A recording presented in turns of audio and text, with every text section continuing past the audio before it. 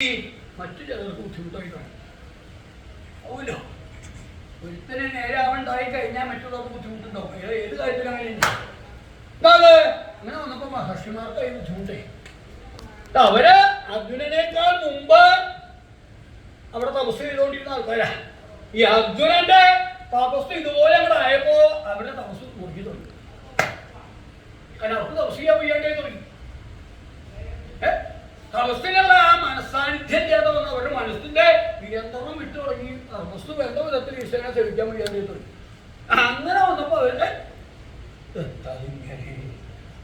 താൻ കാലായിട്ട് ഇവിടെ ഇങ്ങനെ ഉണ്ടായിട്ടില്ലല്ലോ. അനവധി കാലായിട്ട് ഈ ഇവിടെ ഇരുന്ന തപസ് ചെയ്യുന്ന ഈശ്വരനെ ഇത്രയും കാലത്തിലൊക്കെ ഇങ്ങനൊരു അവസ്ഥ ഉണ്ടായിട്ടില്ല. ഇപ്പൊ വേണ്ട വിധത്തിൽ ആ മനസ്സ് നിയന്ത്രിച്ച ഭഗവാനെ സേവിക്കാനായിട്ട് പറ്റില്ല. പുറപ്പെട്ടാൽ അതിൽ തടസ്സം എന്താ ഇങ്ങനെ വരണ്ട.